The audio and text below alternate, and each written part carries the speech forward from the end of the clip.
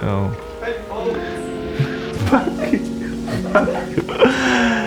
Alright, hi everyone. Who is the everyone? Like, I watch my own videos, I'm the only viewer. Hi, Orshi! Alright, hello. Today is the day 3 of me practicing talking to the camera 10 days in a row. I have my girlfriend here as a special guest. And The only viewer of this video. and that too. So anyway, today I prepared a few statements or popular opinions or things that just go around on internet from the industry, and I am just going to react to them and see where that takes us.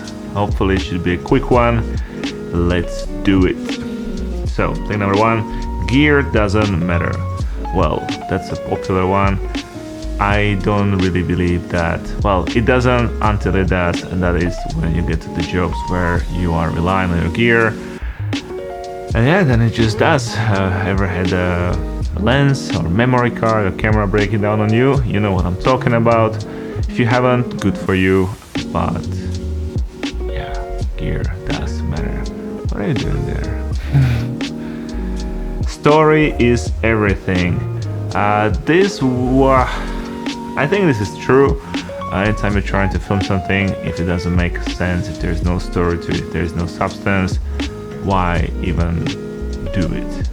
So there's probably different takes that you could take on this, but I do believe this is true. Shoot everything at f1.4. Another classic, definitely false. I don't believe you should be shooting everything at your widest aperture just because you have that. Oftentimes, especially when we get a new lens and it has a nice f1.4, 1.2, we want to shoot everything at that. But yeah, different tool for different job. Sometimes it might be the right choice, especially at the low light situation. However, most of the time you're gonna be better off somewhere around f2, 2.8, 3.5, 7.1, something like that. Anyway, next. Cinema cameras are overrated. Interesting one. Yes and no, in my opinion. Yes, if you are filming YouTube video in your bedroom, you don't need a cinema camera for that. No, if you are an actual cinematographer using it for making a movie and you know how to get every bit out of your camera. That's my opinion. You need a niche.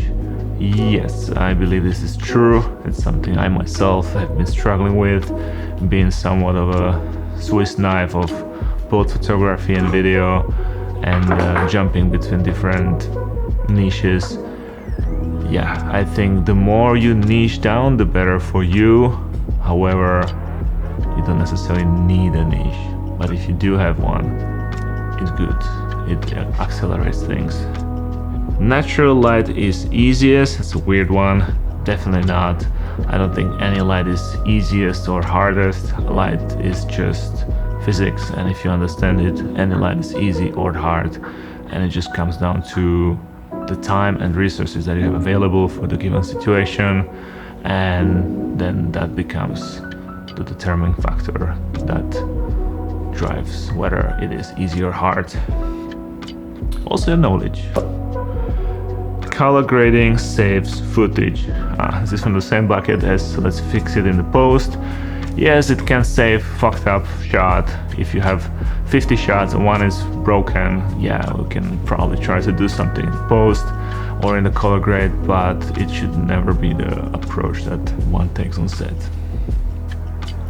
Clients only care about results.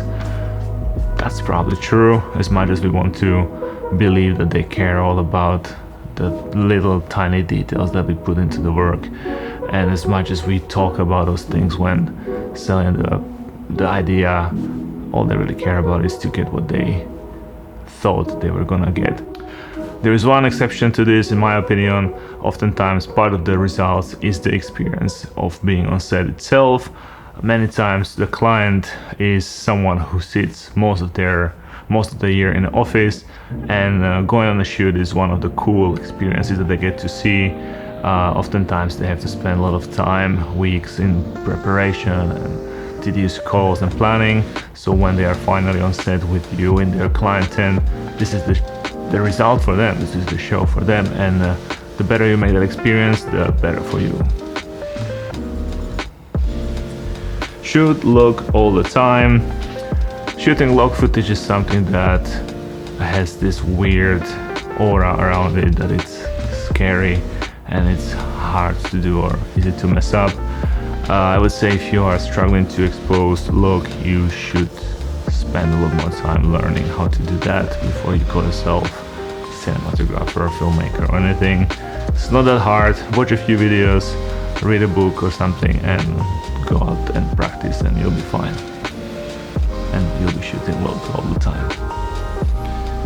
There's two exceptions to this. Also, there's times where the job itself requires a different kind of footage.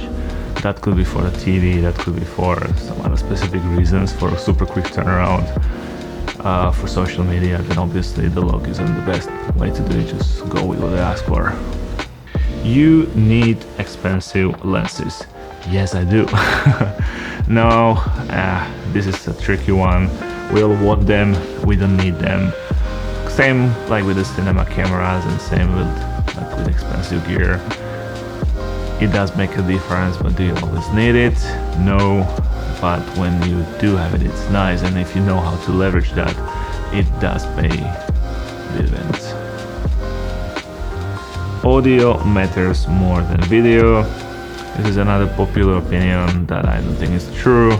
At max they could be 50-50, and it's very dependent on the project and on what you're filming, if it's driven by the audio or by the video or both. In general, you want to get the best of both worlds anytime you're doing both, and I don't think there should be this weird dispute what is more important. And the last one, the best camera is the one with you. Okay, so this is a hot take from my side.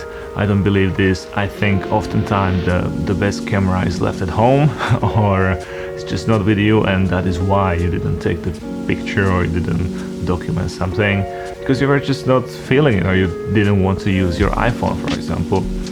Now, that said, the iPhone is definitely the best camera that is always with you for all the utility purposes, sending a picture of a bill or document, or just documenting some crazy situation that just happened right in front of you. So yes and no, I guess, in that sense. And that is the end of the list. Thank you for watching. See you again tomorrow.